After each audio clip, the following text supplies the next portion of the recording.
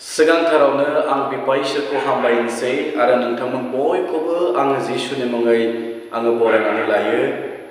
आङो दसे सम इसोरनि बाथ्राखौ बुंनो लुबैदों आरो दिनैनि आयदायानो जाबाय जिसु ख्रिस्टनि जोनोमनि दिनाव मानो जों हाथरखिखौ दिखाङो आरो मानो हाथरखिखौ दिखांनाया गोनां आरो बे हाथरखिया दिनैनि दिनाव सोरखौ दिन्थिनाय जादों जों बे आयदानि सायाव जोङो नायलांगोन।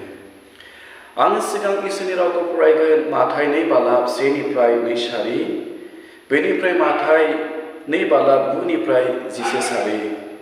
गोजौ लिरनाय दं सानजानि गोनोखोफोर। हेरद राजानि आमोलाव जिसुआ जुदानि बेथलेहेमाव सारि जानाय समाव सानजानिफ्राय गोनोखोफ्रा जेरुसालेमाव थांनानै बेबायदि सोंहैदों, जुदायारिफोरनि सारि जानाय राजाया बहा? मानोना जोङो बिनि हाथरखिखौ सानजाहा नुबाय आरो जोङो बिखौ खुलुमनो फैदों। इसोरा बे राव फरायनाय खोनासंनाय जों बयखौबो बोर होथों। बेयाव साथाम गोनोखोफ्रा जिसु ख्रिस्टनि जोनोमखौ नायनो थाखाय, जिसु ख्रिस्टखौ लोगो हमनो थाखाय बिसोरो थांदोंमोन आरो बिसोरो दिनै जिसु ख्रिस्टनि जोनोमखौ नागिरलांनो थाखाय जेब्ला थांदों अब्ला सानजाहा फोरबोनि हाथरखिखौ बिसोरो नुदों आरो बे हाथरखिखौ नुनानै हाथरखिनि उन उन बिसोरो जिसु ख्रिस्टखौ नायनो थाखाय थांदोंमोन। थाङै थाङै हेरद राजानि खाथियाव थांनानै बिसोरो सोंहैदोंमोन, बे जुदायारिफोरनि सारि जानाय राजाया बहा? मानोना जोङो बिनि हाथरखिखौ सानजाहा नुबाय आरो जोङो बिखौ खुलुमनो फैदों।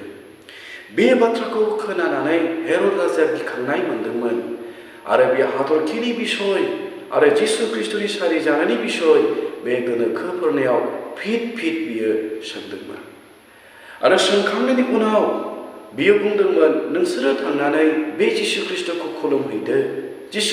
खुलुमहैदो आरो नोंसोरो खुलुमखाङोब्ला आंनोबो खोथा फै, आंबो थांनानै बे जिसु ख्रिस्टखौ खुलुमनो हानाय बादि।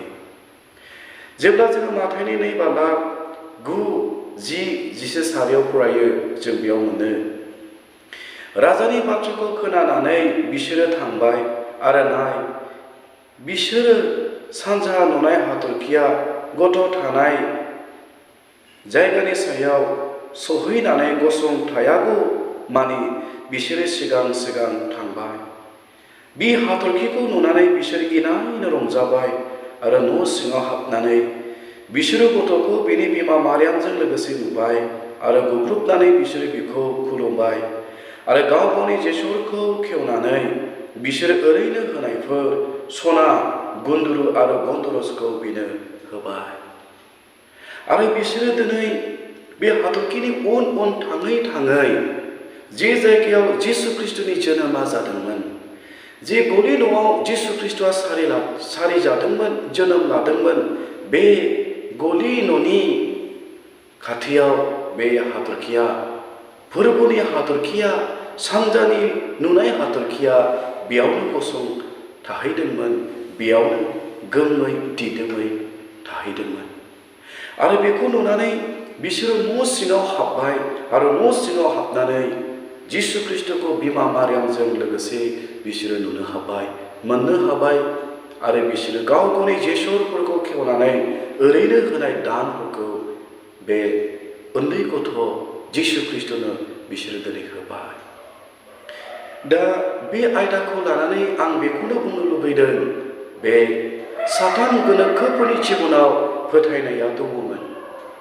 जोङो जिसु ख्रिस्टनि जोनोमखौ लोगो मोनथारगोन,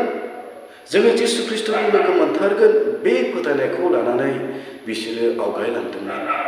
जोंबो दिनै फोथायनो गोनां, जिसु ख्रिस्टनि जोनोमा 2000 बोसोरनि सिगां जानानै थांबायब्लाबो दिनै नोङो फोथायोब्ला आरो नोङो गेदेर फोथायनायखौ लानानै दिनै नेयोब्ला, नोङो नोंनि गोसोखौ जिसु ख्रिस्टनि थाखाय जायगाखौ होयोब्ला थारैनो नोङो नोंनि जिबनाव बे जिसु ख्रिस्टखौ बेक्तिगत हिसाबै नोङो लोगो मोननो हागौ आरो जिसु ख्रिस्टआ दिनैबो दाबो नोंनि जिबनाव बियो जोनोम लाफैनो हागौ। बेनिखायनो फै, जोङो बे गोनोखोफोरबादि गेदेर फोथायनायखौ लानानै जों जिसु ख्रिस्टनि जोनोमनि दिनखौ जोङो लामा नायनानै थानि। दिनैनि हाथरखिया सोर? जोङो बे गोथां रावनि गेजेरजों खोनाबाय बै समाव बे पुर्बनि हाथरखिया, सानजानि हाथरखिया जिसु ख्रिस्टनि जोनोमखौ दिनै दिन्थिदोंमोन आरो बे साथाम गोनोखोफोरखौ जिसु ख्रिस्टनि जोनोमनि जायगायाव दिनै लांदोंमोन। दिनैनि दिनाव आंनि अनजाग्राफोर, बे जिसु ख्रिस्टनि जोनोमखौ दिन्थिनांगौआ, जिसु ख्रिस्टनि स्रांखौ होनांगौआ दिनै नों आरो आं। जोङो दिनै जिसु ख्रिस्टनि लामा दिन्थिग्रा जों जानांगोन।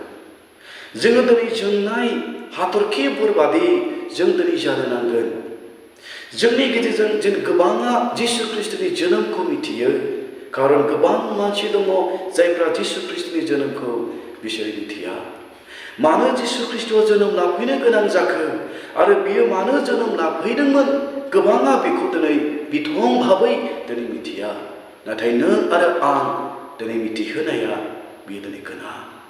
जों माबोरै मिथिहोगोन?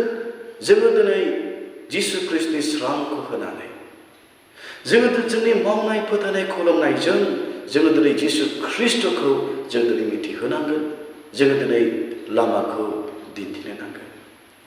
बेनिखायनो न्यायगिरिनि बिलाइ 5:30 सारियाव बुंदों, आन्थाइ फोरबोखौ अनग्राफ्रा साननि समान जोंब्लावगोन।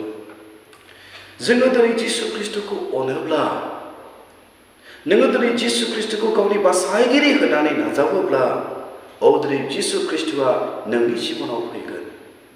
बियो दिनै नोंनि जिबनखौ सोलायगोन आरो दिनै मानसिफ्रा नोंनि जिबनाव जिसु ख्रिस्टनि आखुथायखौ, जिसु ख्रिस्टनि स्रांखौ दिनै नुगोन आरो जोङो दिनै जिसु ख्रिस्टनि स्रांखौ जों दिनै नुहोनो नांगोन। जोङो दिनै जिसु ख्रिस्टखौ मोननाय मानसिफ्रा जिसु ख्रिस्टनि स्रांखौ नुहोनो नांगोन। बेनिखायनो न्यायगिरि 5:30 सारियाव बुंदों, फोरबोखौ अनग्राफ्रा साननि समान जोंब्लावगोन। जोङो दिनै जिसु ख्रिस्टखौ फोथायनानै ओरैनो थाखोमानो हानाय नङा। बियो नोंनि जिबनाव आरो आंनि जिबनाव, जों बयनिबो जिबनाव बियो थारैनो नुजाथारगोन जुदि जिसु ख्रिस्टआ जोंनि जिबनाव थायोब्ला। बिनिखायनो जेसाया 60:3 सारियाव बुंदों, आरो गुबुन जातिफ्रा नोंनि स्रांनि खाथियाव आरो जोंब्लावनायनि गुदियाव फैगोन। जेब्ला जिसु ख्रिस्टनि स्रांआ जोंनियाव थागोन, जिसु ख्रिस्टनि स्रांखौ नुगोन, गोबाङा दिनै नोंनि खाथियाव फैगोन आरो नोंनि गेजेरजों जिसु ख्रिस्टआ सोर आरो मानो फैदोंमोन बेखौ दिनै मिथिगोन। आरो बे बर'दिननि दिनाव, जिसु ख्रिस्टनि जोनोमनि दिनाव जों बेखौ मिथिहोनाया जोङो मोजां। जोङो हाथरखिखौ ओरैनो न'आवनो खानानै दोननायाल' बे जथेस्थ' नङा। नाथाय जों दिनै खोमसियाव थानाय मानसिफोरनो जोंनि रायलायनाय, फोथायनाय, खुलुमनायजों जों जिसु ख्रिस्टनि स्रांखौ जों मिथिहोनांगोन। जोङो दिनै जोंनाय हाथरखिफोर बादि जों दिनै जानांगोन। बेनिखायनो माथाइनि 5:14 सारियाव बुंदों, नोंसोरो संसारनि स्रां। बिनिखायसो इसोरनि बाथ्राया बुंबाय, जोङो संसारनि स्रां। खोमसियाव थानाय मानसिफ्रा जोंनि स्रांखौ नुनांगोन आरो जों दिनै बे जिसु ख्रिस्टनि स्रांखौ होनो नांगोन। बे बर'दिननि दिनाव नोङो बे जिसु ख्रिस्टनि स्रांखौ नोङो होगोन ने? नोङो थारैनो दिनै बे जिसु ख्रिस्टनि स्रांखौ दिनै नों होथारगोन ने? बाइबेला बुंदों जोङो संसारनि स्रां आरो जों जिसु ख्रिस्टनि स्रांखौ होनो नांगौ। बेनिखायनो थनरजानायनि बिलाइ 13:47 सारियाव बुंदों, फोरबोआ होनबाय, आङो नोंसोरखौ गुबुन जातिफोरनि स्रां बादि दोनबाय। दिनै इसोरनि गोथां रावा बुंदों, जोंखौ जिसु ख्रिस्टखौ मोननाय मानसिफोरखौ दिनै बे बुंदोंमोन, जिसु ख्रीष्टखौ मोननाय मानसिफोरखौ खोमसियाव थानाय मानसिफोरनि थाखाय स्रांबादि बेयो जोंखौ दिनै दोनबाय। जाय हाथरखिया फोरबोनि हाथरखिया बे साथाम गोनोखोफोरखौ लामा दिन्थिनानै जिसु ख्रीष्टनि फारसे लांदोंमोन आरो थारैनो जिसु ख्रीष्टनि जोनोमखौ बे हाथरखिनि गेजेरजों गोनोखोफ्रा मिथिदोंमोन। दिनै खोमसियाव थानाय मानसिफ्रा जोंनि गेजेरजों बे बोसोरनि बर'दिननि दिनाव जिसु ख्रीष्टखौ लोगो मोननांगोन आरो जों बे जिसु ख्रीष्टनि जोनोमखौ जों मिथिहोनो नांगोन आरो बेयो जिसु ख्रीष्टनि स्रांनि गेजेरजों बेयो जागोन। बेनिखायनो थनजानायनि बेलायाव बुंदों गुबुन जातिफोरनि लागै जोंखौ स्रांबादि जोंखौ दोनबाय आरो जोङो स्रांबादि होनो नांथारगोन। बेनिखायनो एफेसुसनि बिलाइ 5:8 बुंदों मानोना नोंसोरो गोदो खोमसिनिमोन नाथाय नोंसोरो दानो फोरबोनियाव स्रां जाबाय। जोङो गोदो इसोरखौ मिथियै जोङो फाबावनो दङमोन, खोमसियाव दङमोन, थैनायनि सायख्लुमाव जोङो दिनै दङमोन। नाथाय जिसु ख्रीष्टआ जोंखौ गावनि खालामबाय आरो गावनि स्रांखौ बियो दिनै जोंनो होबाय आरो जों दायो जिसु ख्रीष्टखौ फोथायनायनि गेजेरजों जों खोमसिनि नंबावलाया, जों थारलायै जों स्रांनि फिसाफोर जाबाय। बेनिखायनो जों बे जिसु ख्रीष्टनि स्रांखौ जोंनाय हाथरखिफोर बादि जों होनो नांगौ। एफेसुसनि 5:8 बेखौनो बुंदों। बेनिखायनो फिलिपियानि 2:15-16 बुंदों खोमसियाव हाथरखिफ्रा जेरै स्रां होयो बेबायदिनो नोंसोरबो संसाराव स्रां होदो। बेनिखायनो फिलिपिया 2:15-16 बुंदों हाथरखिफोरा खोमसियाव जेरै स्रां होयो बेबायदिनो नोंसोरबो संसाराव स्रां होदो। जोंबो दिनै बे खोमसियाव थानाय मानसिफोरनो थरसे जोंनाय अलंबार बादि जानानै, जोंनाय हाथरखि बादि जानानै फै जों बे जिसु ख्रीष्टनि जोनोमनि दिनाव जों बे जिसु ख्रीष्टनि स्रांखौ जों होनि। दिनै गोबां मानसिफ्रा जिसु ख्रीष्टनि स्राङाव फैयो आरो जिसु ख्रीष्टखौ बिसोरो बेक्तिगत हिसाबै जिबनाव लोगो मोनो। बेनिखायनो गोथां रावा बुंबाय दिनै नों आरो आं थरसे जोंनाय हाथरखि आरो जोङो बे बर'दिनाव न'आव खानानै दोननाय हाथरखि बादिल' नङा, जोङो दिनै सासे मोजां मावनाय, गाहाम मावनाय आरो इसोरनि स्रांखौ दिन्थिग्रा जों थरसे हाथरखि जों दिनै जानि। बेनिखायनो थिसलनिया 5:5 बुंदों मानोना नोंसोरो बयबो स्रांनि आरो साननि फिसाफोर, जोङो हरनि एबा खोमसिनि फिसाफोर नङा। इसोरनि गोथां रावा जोंनो मिथिहोबाय जोङो दिनै हरनि फिसाफोर नंबावलिया, जोङो स्रांनि फिसाफोर, इसोरनि फिसाफोर।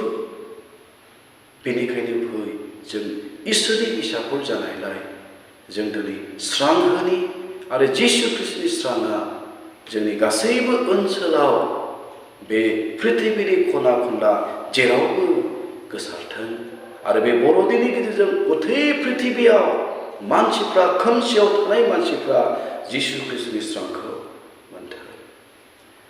जेब्ला जों जिसु ख्रीष्टनि स्रांखौ होगोन, जेब्ला जों थरसे जोंनाय हाथरखिफोर बादि जागोन, गोबां मानसिफ्रा नोंनि जिबनखौ नुनानै गोजोननाय मोनगोन, रंजानाय मोनगोन।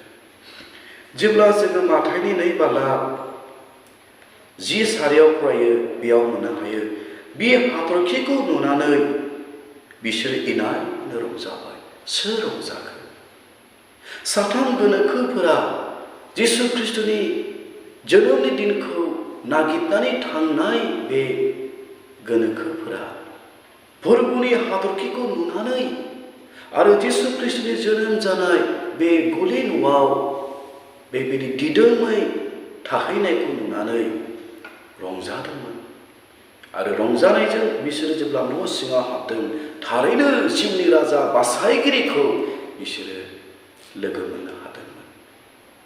बेनिखायनो फै जोङो दिनै जोंहा जेबो गैयाब्लाबो जोङो जोंनि जोंनायखौ जिसु ख्रिस्टनि जोंनायखौ जोंनि जिबननि गेजेरजों मिथिहोनानै जों गोबांखौ जिसु ख्रिस्टनि सान्तिखौ होनि, जिसु ख्रिस्टनि रंजानायखौ होनि, जिसु ख्रिस्टनि गोजोननायखौ जों होनि आरो जों सासे जिसु ख्रिस्टनि जोङो लामा दिन्थिग्रा जों जानि।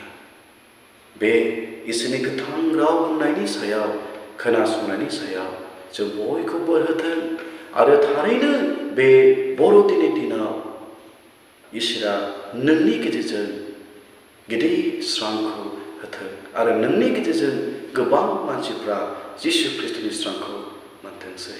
जिसुनि मुङै